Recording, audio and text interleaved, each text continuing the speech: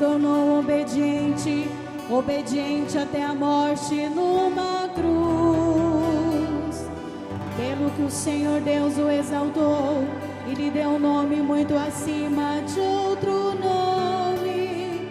Glória e louvor. Usamos. Glória e louvor, glória e louvor a vós, ó Cristo. A igreja, glória e louvor.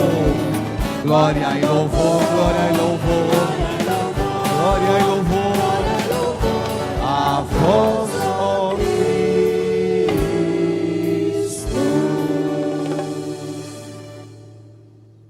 Paixão de nosso Senhor Jesus Cristo segundo Marcos. Glória a vós, Senhor. Logo pela manhã, os sumos sacerdotes, com os anciãos, os mestres da lei e todo o sinédrio, reuniram-se e tomaram uma decisão. Levaram Jesus amarrado e o entregaram a Pilatos. E Pilatos o interrogou: Tu és o rei dos judeus? Jesus respondeu: Tu o dizes. E os sumos sacerdotes faziam muitas acusações contra Jesus. Pilatos o interrogou novamente: Nada tens a responder?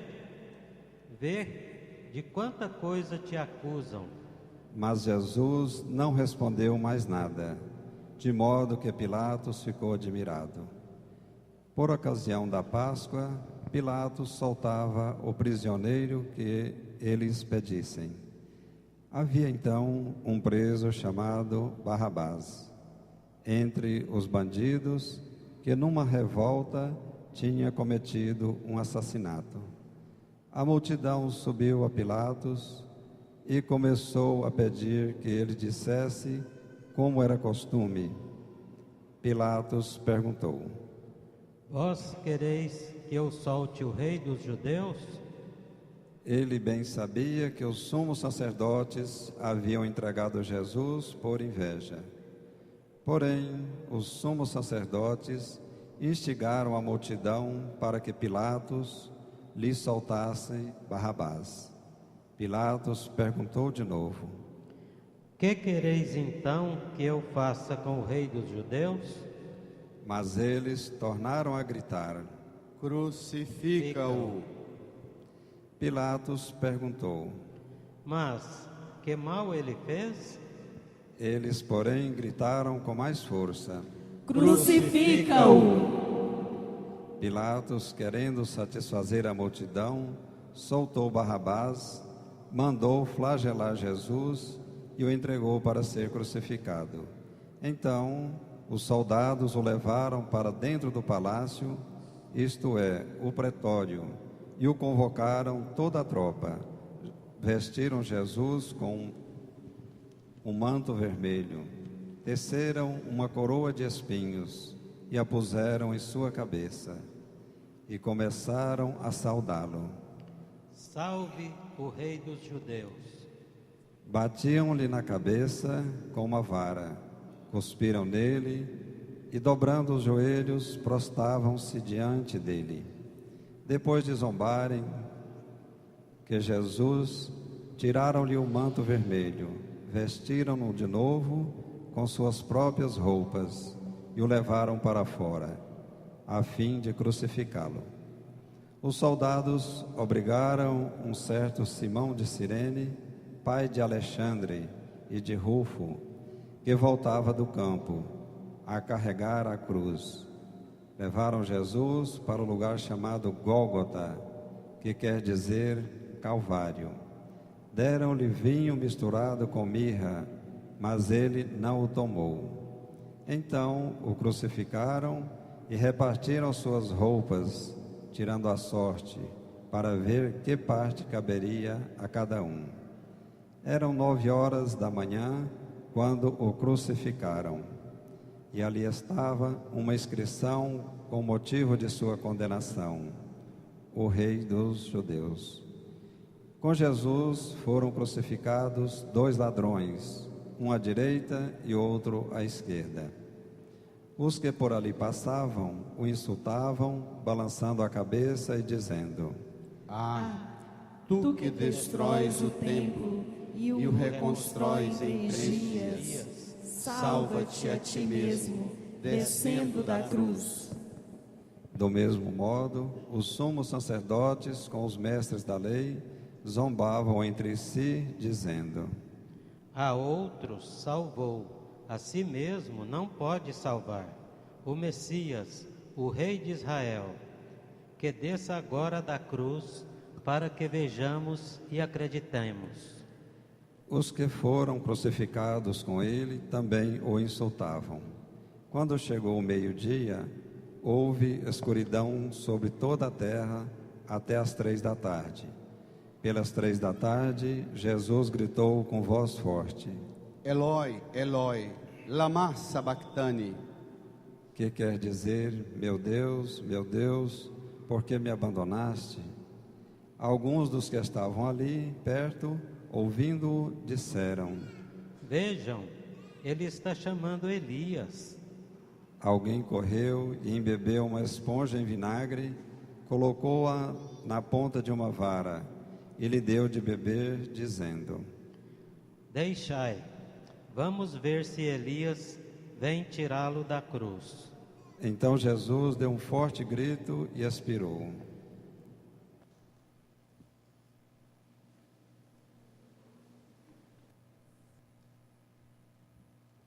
Nesse momento, a cortina do santuário rasgou-se de alto a baixo, em 2 partes. Quando o oficial do exército, que estava bem em frente dele, viu como Jesus havia expirado, disse: Na verdade, este homem era Filho de Deus. Palavra da salvação. Glória a vós, Senhor.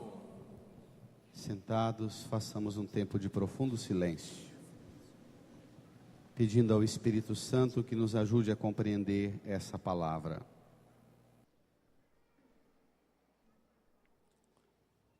Amém.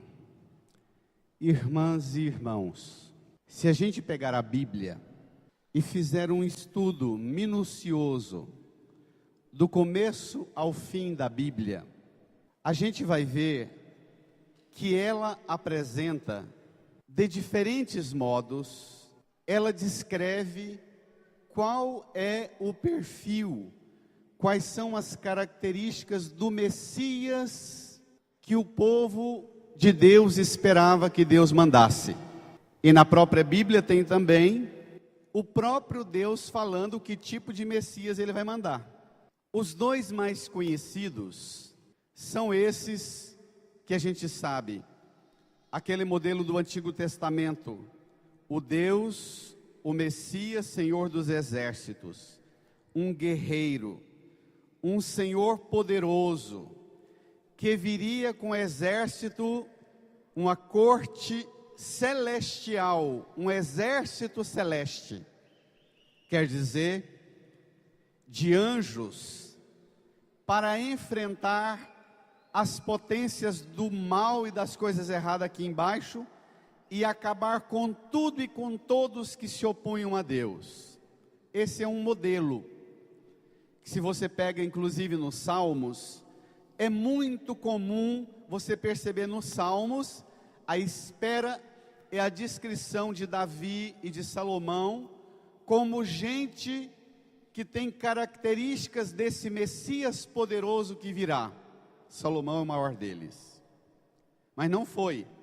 Salomão acabou derrapando, cometeu muitos crimes e pecados, morreu, foi enterrado, acabou o reino de Israel. Depois da morte de Salomão, os profetas começaram a escrever ao povo de Israel, apresentando ao povo de Israel um outro tipo de Messias, o Messias servo sofredor. Curiosamente você pergunta para mim: padre, mas é muito diferente o Messias Senhor dos exércitos com o Messias servo sofredor. Aquele para quem vive o mundo de hoje, para quem vive a mundaneidade de hoje, escutar aquele salmo num domingo igual a esse, pensa: credo, mas que trem triste, não é? Vocês viram a melodia do salmo, o texto do salmo? quanto assim, ele descrevendo a própria dor, a humilhação, isso que acontece no Evangelho, ele vai dizendo: riem de mim todos os inimigos, tiram as minhas roupas, repartem-se entre si as minhas vestes. A humilhação que vai indo ao extremo. Qual desses está certo? Seguramente nós temos que ver Jesus, o nosso Messias, e perceber em Jesus com que Messias ele se parece, conforme a descrição do Antigo Testamento. E seguramente Jesus assume para si as características do Messias, servo sofredor, que o profeta Isaías descreve. Esse Messias é aquele que não vem destruir o mal com a força do mal, porque essa é a nossa lógica. O nosso sonho é acabar com tudo que não presta, fazendo um monte de coisa que não presta para acabar o que não presta, não é? Que é um exemplo absurdo, horroroso, que cristão que recebe o corpo e sangue de Cristo e depois fala, com toda empolgação, que bandido bom é bandido morto. Isso é um exemplo. Uma pessoa que recebe o corpo e sangue de Cristo não pode dizer isso nunca com seus lábios. Para cada bandido que morre assassinado, nós temos que dizer: ele só foi parar nessa porque eu não o amei e não o conduzi a Jesus no amor. O problema não é ele e alguém que tenha coragem de eliminá-lo. O problema é entre ele e eu, apresentando a ele o caminho da salvação. Para uma sociedade perversa, para uma sociedade diabólica como a nossa, a gente olhar o mal do mundo e dizer: tomara que alguém crie coragem e arrebenta com o que não presta, é a saída mais cômoda e confortável. Tomara que alguém crie coragem e limpe o mal fazendo o mal e varrendo o mal. Jesus é exatamente aquele que vem vencer o mal sem se submeter, fazendo o mal. Inclusive, eu vou dizer uma frase que tem me perseguido e que pode ajudar vocês. Uma frase que tem me torturado, que eu escutei nas leituras dos santos padres da igreja. Uma frase que é forte demais para nos ajudar a entender o papel de nossa missão.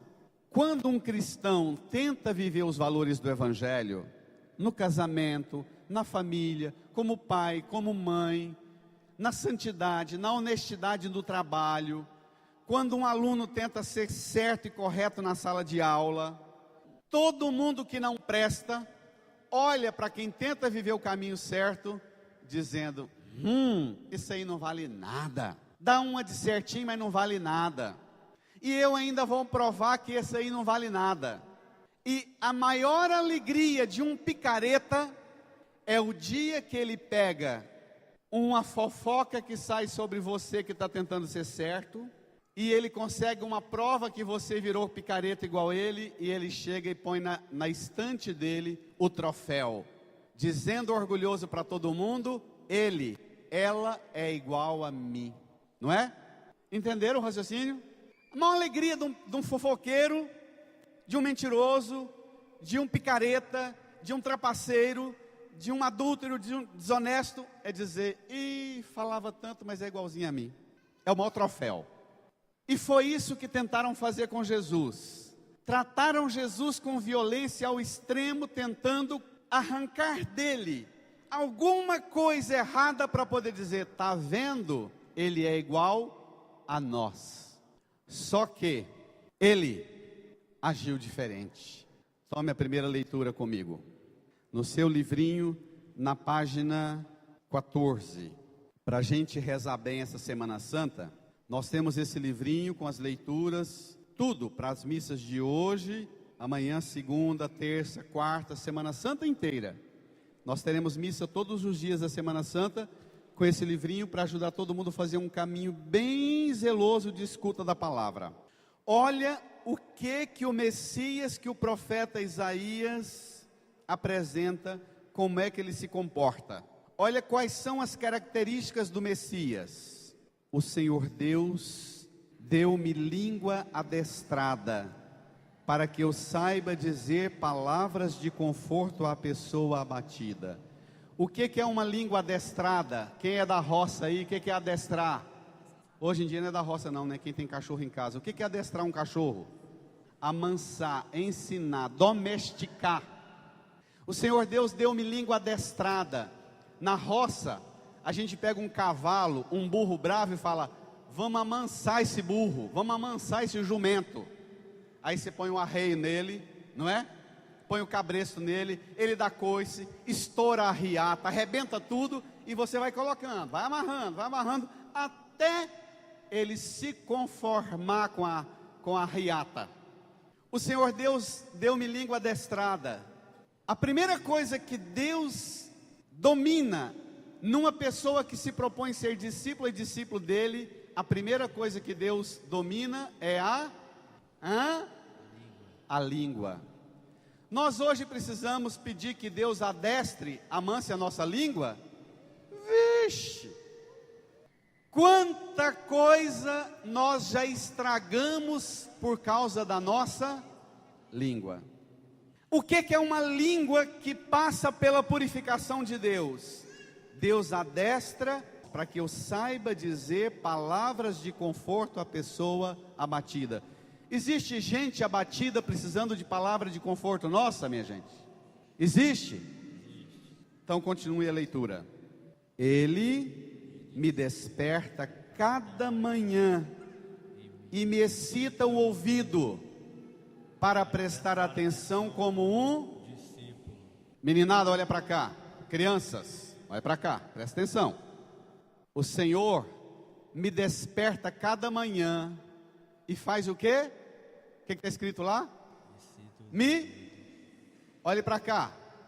Excitar é, olha aqui, esfregar, limpar, tirar a sujeira.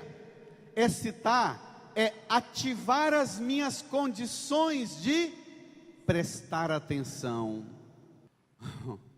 Não tem nenhuma coisa mais ameaçadora para as novas gerações de hoje em dia, do celular, da internet, da televisão, do que recuperar na meninada a capacidade de prestar atenção. Não é à toa que o número que mais cresce hoje de dependentes de remédios químicos pesados é a criançada que, para controlar a ansiedade, tem que injetar remédio para ver se o bicho quieta e presta atenção em algum trem. Não está desse jeito? Tem uns pediatras aqui no primeiro banco. E o pai e a mãe tem a maior alegria do mundo, porque não dá conta de educar os meninos. Fala: não, o médico já deu o laudo, falou que é hiperativo, é bipolar, então não tem jeito não, agora é remédio mesmo. Não, é uma sociedade nojenta, porca, imunda, que oferece distração 24 horas no celular e na internet, e você fica maluco com esse trem, você não desliga. Hoje eu escutava um especialista dizendo que existe hoje nas novas gerações, e também a veiarada está assim, porque eu vejo muitos velhos com o celular na igreja toda hora olhando e saindo para atender celular dentro da igreja. Um especialista dizia, um grande estudioso de comportamento humano, dizendo que hoje existe uma doença da falsa sensação de estar ligado a alguém. Então você fica o tempo inteiro dependendo desse troço, necessitando de um contato, porque na verdade você não quer estar com quem você está, você não quer escutar sua esposa, seu esposo, seu filho, seu pai, sua mãe, e por isso você está sempre ligado a alguém fora. É mais cômodo ou não é? Então, primeira coisa que Deus faz com a serva ou servo dele, adestra a língua. Segunda coisa que Deus faz, excita o ouvido para prestar atenção. Eu sempre digo para os pais, eu dei aula há muitos anos, se você ensina uma matéria para a meninada, de um jeito, de 2 jeitos, de 10 jeitos, e a meninada não aprende, até um tanto você vai dando nota baixa para os meninos, depois de certo tanto você começa a pensar, tem alguma coisa errada comigo, na minha forma de transmitir o conteúdo. Pai e mãe que não tem coragem de vez em quando, de desconfiar de si mesmo e perguntar: o que está errado comigo, que eu não estou conseguindo transmitir conteúdo para os meus filhos. Pai e mãe não aprendeu a domesticar a língua e excitar o ouvido para prestar atenção. Jesus, quando era criança, ele ia na sinagoga e escutava esse texto. Ele passou a ouvir essa palavra e foi se identificando com esse modo de entrega do discípulo. Versículo 5 ainda da primeira leitura. Leia. O Senhor abriu-me os ouvidos, não lhe resisti nem voltei atrás. Ofereci as costas para me baterem e as faces para me arrancarem a barba. Não desviei o rosto de bofetões e cusparadas. Mas o Senhor Deus é meu auxiliador, por isso não me deixei abater o ânimo. Continua, igreja. Conservei o rosto impassível como pedra, porque sei que não sairei humilhado. Bonito demais, não é? Por que é que nós somos desesperados na fé? Porque nós não temos essa confiança no Senhor. Nós morremos de medo de sair humilhados. Nós morremos de pavor de sermos humilhados. E a desconfiança toma conta de nós. Por isso toda hora a gente desvia o rosto, desvia a atenção. A gente não ouve como discípulo. A gente não fala como discípulo que ouviu e que fala o que ouviu. Nós somos a geração do povo distraído. Esse estudioso que eu estou falando para vocês, que eu li hoje, ele diz que a inteligência da internet, do celular, situa em dois campos. A primeira é conseguir uma lógica de oferecer coisas que prendam a sua atenção. A ciência do domínio e do controle da humanidade está na capacidade de focar sua atenção nisso aqui. Quais são as técnicas de domínio da psicologia e das emoções humanas para prender sua atenção? Isso é a primeira coisa. A segunda coisa é, depois de prender sua atenção, oferecer os produtos que eles querem vender. O que significa isso? Domesticar a gente e fazer a gente virar rato de laboratório nas prateleiras do consumismo. Quando Jesus vem, ele se apresenta de outra forma. Pegue a segunda leitura. Domingo passado, nós pregamos e meditamos muito sobre duas palavras. Lembra? Aquelas duas palavras da segunda leitura de domingo passado. Quais eram as duas palavras mais difíceis de engolir? Não. Lembra não? Estou triste. Quais são as duas palavras mais difíceis da gente aguentar, aceitar e enfrentar em nossa vida nos dias de hoje? A segunda leitura do domingo passado, que era da carta aos Hebreus. Duas palavras dificílimas de serem aceitas. Oh, aleluia! Quais são? Grita. Obedecer, diga comigo, igreja, e não ter medo de sofrer. Vamos dizer? Obedecer e não ter medo de sofrer. São as duas palavras mais ameaçadoras para o mundo de hoje. Nós temos tanto medo de obedecer e tanto medo de sofrer, que a gente vai a pé para a Trindade, mas já vai com 5 comprimidos no bolso, porque se começar a doer qualquer coisa, a gente baixa no comprimido. Olha a segunda leitura. Vai retomar aquilo, hoje da carta de Paulo aos Filipenses. Vamos lá? Página 14, número 9. Jesus Cristo. Isso para as crianças é bom demais, pai e mãe. Põe sua criança a prestar atenção nisso. Vamos lá? Jesus Cristo, existindo em condição divina, não fez do ser igual a Deus uma usurpação. O que significa isso? Que ele sendo Deus, ele não foi um aproveitador da condição de sendo Deus. Como é que isso acontece na vida de uma criança? Já que meu pai e minha mãe pagam caro a escola, essa escola não vai ter coragem de me reprovar. Jesus Cristo não usou desse privilégio. Já que eu sou filho do Divino Pai Eterno, o único, eu não vou ser um aproveitador. Entendeu, meninada? Entendeu, meninada? Entendeu? Então vamos ver mais. Versículo 7. Mas ele esvaziou-se a si mesmo, assumindo a condição de escravo e tornando-se igual aos homens. Ele, sendo Deus, Filho único, ele esvaziou-se. O que é esvaziar? Já viu o balão? Bem cheio. Você pega um espinho, um palitinho e cutuca o balão. O que acontece? O que acontece, meninos? Pum! O que acontece? Pum! O que acontece? Jesus esvaziou-se da condição divina, assumiu a condição humana. Nós precisamos esvaziar a meninada de hoje, mas também precisamos esvaziar os velhos e as velhas que estão tudo obeso. Eu falei esses tempos, né? De nós não tem que tirar, não é capeta não, é gordura, é açúcar, é fritura. Esse é o capeta que ameaça nós, não é não? Olha lá, Jesus esvaziou-se a si mesmo, assumindo a condição humana, a condição de escravo, tornando-se igual aos homens. Leia.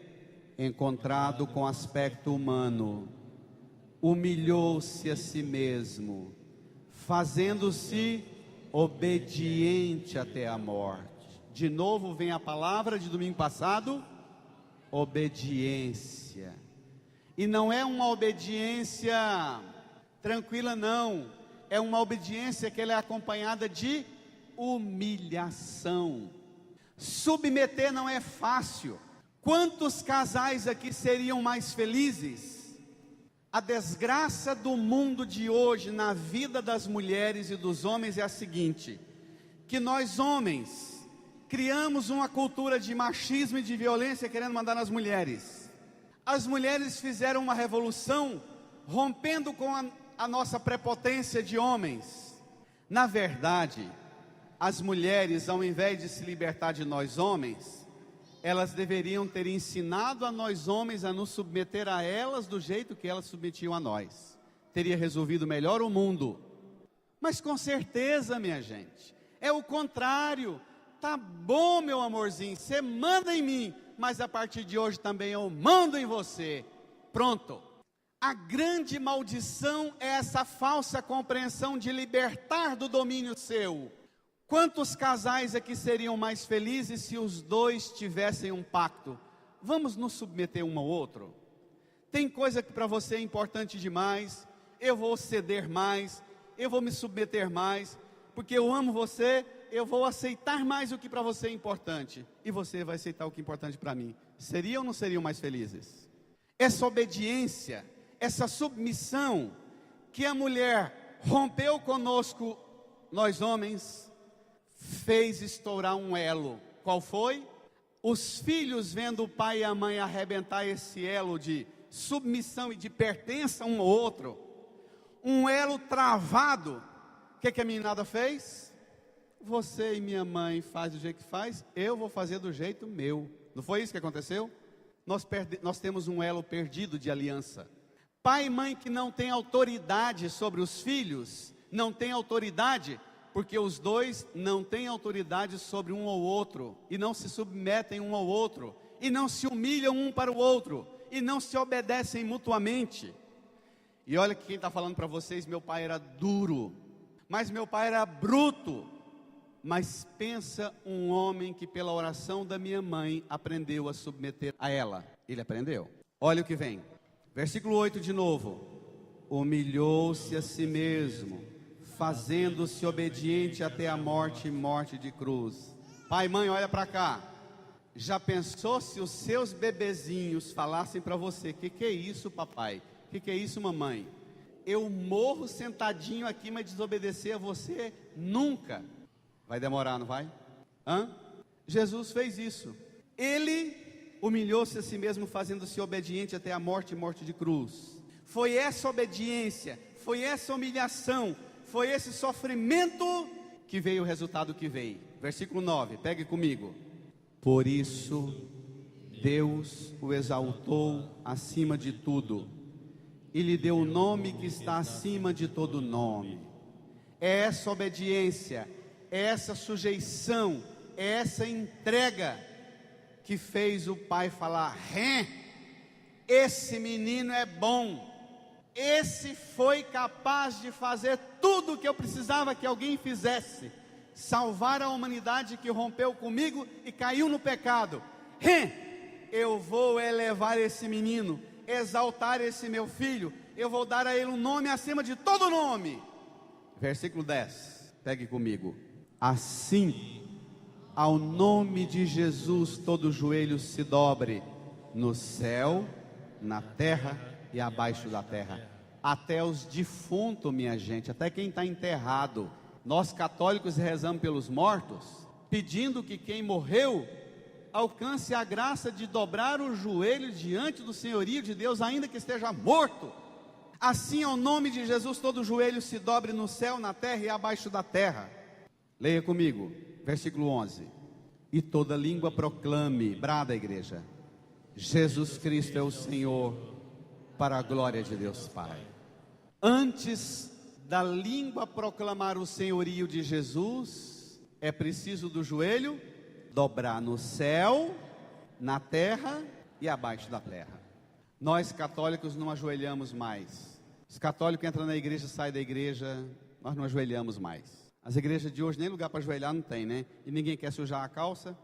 E é claro, como nós não dobramos o joelho, o que a nossa língua proclama é fraquinho. Para ter força na proclamação do senhorio de Jesus pela minha língua, é preciso que o meu joelho se dobre no céu, na terra e abaixo da terra. O ano passado eu falei, mas não é demais repetir isso. Tem mais de 20 anos que eu prego a minha vida, a Semana Santa, e nunca fica velho. Todo domingo de Ramos eu me sinto obrigado a pegar essa segunda leitura e pregá-la, porque ela é atual demais. Que dia é que o seu filho, sua filha, entrou no quarto e surpreendeu você, pai e mãe, esposa e esposo, no quarto, de joelho dobrado, em lágrimas, proclamando o senhorio de Jesus no seu casamento, na sua casa, na sua família, no seu trabalho, no seu suor, no seu sofrimento, na sua humilhação, na sua dor, na sua angústia, na sua tristeza? Que dia? Às vezes falar de Jesus e querer falar para menino: faz isso, porque senão Deus vai te castigar, o capeta vai tomar conta. A falta de autoridade nossa na língua vem do joelho que não dobra. A falta de autoridade nossa na língua vem da nossa incapacidade de esvaziar a nós mesmos. Hoje seria tão bonito se cada esposa e esposo dissesse um para o outro: bem, me ajude a esvaziar a minha empáfia, meu orgulho, minha arrogância, minha amargura, minha prepotência. Bem, me ajuda a esvaziar a mim mesmo. Bem, reza por mim, me ajude a humilhar, me ajude a te obedecer como esposa, me ajude a te obedecer como esposo. Já pensou? Jesus, no evangelho de hoje, eu vou resumir em 2 palavras. Jesus só diz 2 coisas. Pilatos pergunta: você é o rei dos judeus? Jesus só fala uma coisa: tu dizes. Depois, antes de morrer, ele diz: Eloi, Eloi, lama sabachthani, meu Deus, por que me abandonaste? Alguns dos que estavam ali disseram: ele está chamando por Elias. Alguém correu e embebeu uma esponja com vinagre, colocou na ponta de uma vara e deu para ele beber, dizendo: deixa, vamos ver se Elias vem tirá-lo da cruz. Então Jesus deu um forte grito e expirou. Nesse momento a cortina do santuário rasgou-se de alto a baixo em 2 partes. Quando o oficial do exército, um soldado pagão do Império Romano, que estava bem de frente a ele, viu como Jesus havia expirado. Pegue comigo o final do seu evangelho na página 16, versículo 38. Leia comigo. Nesse momento, a cortina do santuário rasgou-se de alto a baixo em 2 partes. Continua. Quando o oficial do exército, que estava bem em frente dele, viu como Jesus havia expirado, disse: Na verdade, este homem era filho de Deus. Eu vou dizer para vocês uma coisa que me assusta toda vez que vejo esse evangelho. O oficial aqui, com lança, com arma, protegendo para que ele fosse executado e morto, vendo toda a cena, vigiando, oficial, viu todo o sofrimento pelo qual Jesus passou, viu a humilhação de alguém chegar a uma esponja com vinagre. O vinagre numa esponja, para quem está pregado na cruz, é uma técnica de tortura. Quando você está pregado na cruz, o seu corpo pesa, e você, na maioria das vezes, os crucificados morriam por asfixia, porque dobravam, pressionavam aqui o pulmão e morriam sem ar. A esponja de vinagre, quando você passa mal, quando você está doente, que sente o cheiro de vinagre, alguém já experimentou isso? Dá vontade de vomitar, não dá? Não dá aquela fadiga? O vinagre era para humilhar a pessoa e fazer ela não morrer logo, dar aquela sacudida. Chegar o vinagre aqui perto da boca, do nariz dele, aquele cheiro, ele dava uma sacudida, todo mundo: Êêê, não morre não, deixa o espetáculo continuar.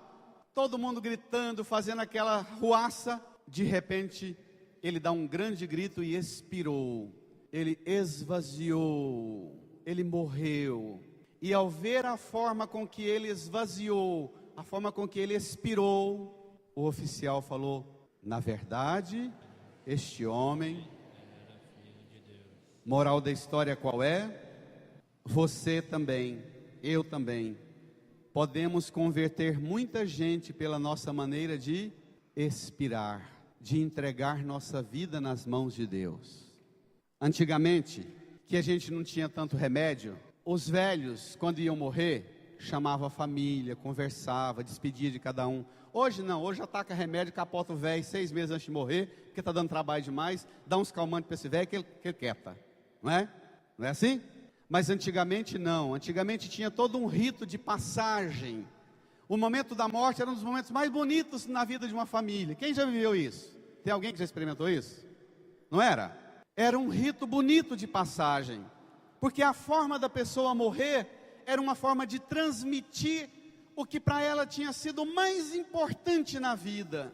Hoje, se um velho começa a dar trabalho, a gente vai no médico e fala: arruma uma receitinha, põe na água dele, a véia vai arriando. Vira um saco de pano, né? Você vira para lá, vira para cá, tadinho, não fala nada, não percebe nada, pá, não entende nada. Também com tanto remédio dá, para o velho não reclamar, para a véia não gemer. Tira de nós a possibilidade da gente expirar e fazer a entrega da alma a Deus e do testemunho para os que ficam. Não é grave isso, médicos? Tem um anestesista ali que sabe desse drama. Nós tiramos, nós estamos ficando sem futuro, nós somos escravos do aqui e do agora, porque nós não recebemos mais essa herança do último suspiro. Jesus, a maneira dele morrer, fez um pagão proclamar: esse é o Filho de Deus, verdadeiramente. Moral da história: o nosso modo de entregar pode fazer nossos filhos, nossos netos, bisnetos, tataranetos dizer: meu pai, minha mãe, o que ele ensinou para a gente, o que ele viveu, o que ele testemunhou é coisa boa, e nós vamos continuar esse espírito. Peçamos a Jesus hoje, minha gente, diante dessa cruz, incline a sua cabeça, feche os olhos, peça a Jesus a graça de você esvaziar-se de si mesma, de si mesmo. Peça de Jesus a graça de você devolver para Ele o seu espírito, a sua alma, sem permitir que o mundo te escravize, te domine, que o mundo te possua. Peça de Jesus a graça da obediência, do esvaziamento. Peça de Jesus a graça de você saber sofrer até as últimas consequências, mas de que nada neste mundo tire de você sua amizade com Deus, sua comunhão com Deus. Fale com Jesus, converse com Jesus.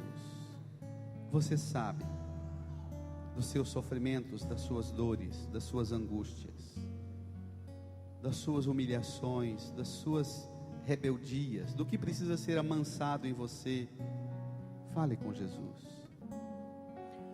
Todo joelho se dobrará e toda língua proclamará que Jesus Cristo é o Senhor.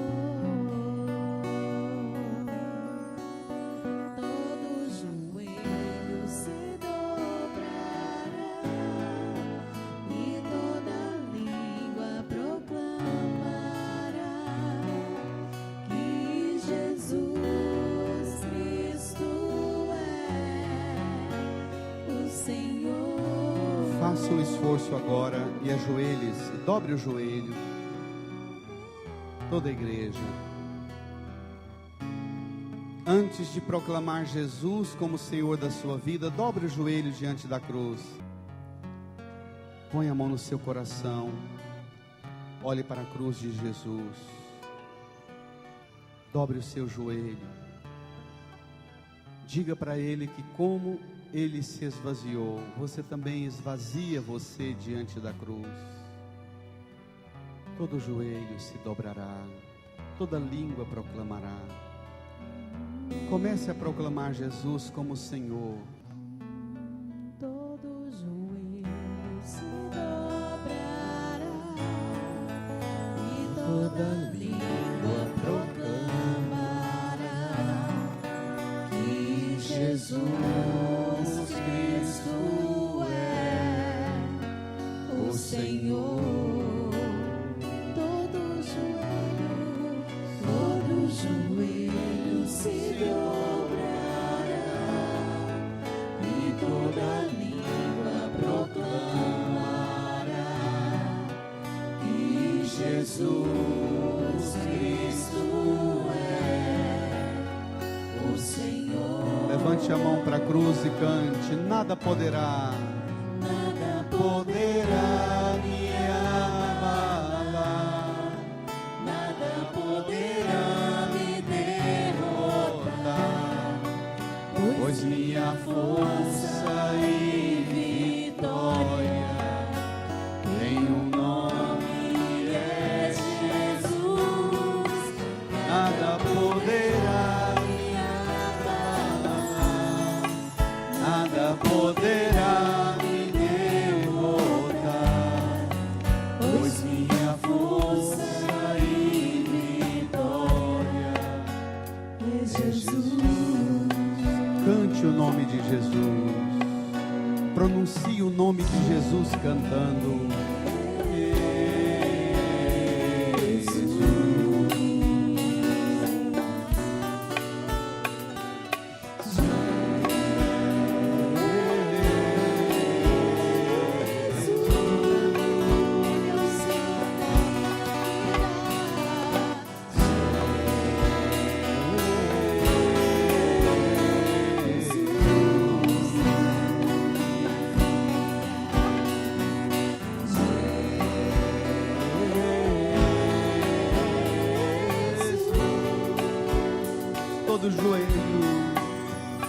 Todo joelho se dobrará e toda língua proclamará que Jesus Cristo é o Senhor.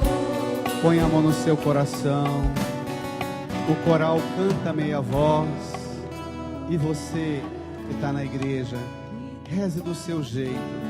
Ou se preferir, reze comigo agora dizendo: Jesus, eu te adoro, eu te proclamo como nome que está acima de todo nome, o nome que traz salvação, o nome que traz o perdão dos pecados, que traz a vida eterna, a vitória sobre a morte, sobre o sofrimento, sobre o pecado, sobre as potências do mal. É o seu nome, Jesus. eu proclamo, eu dobro os meus joelhos, e a minha língua te proclama, como Jesus, o Senhor, para a glória de Deus Pai.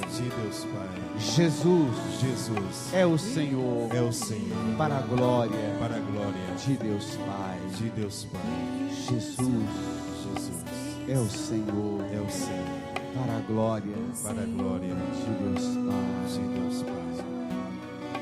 Todo joelho se dobrará, Canta, e toda língua proclamará que Jesus Cristo é o Senhor. Nada poderá, de pé, nada poderá me abalar, nada poderá me derrotar, pois minha força e vitória tem um nome, é Jesus. A igreja, nada.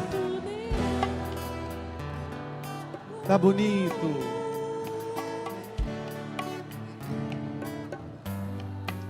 Pois minha força e vitória é Jesus, o nome.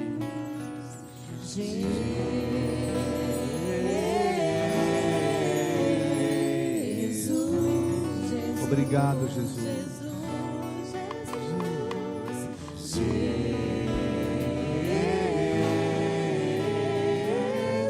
Obrigado, Jesus, por tudo que o Senhor sofreu, esvaziou, se fez obediente para nos salvar.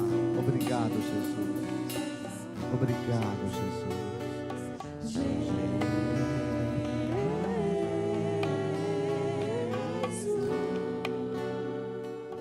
Jesus.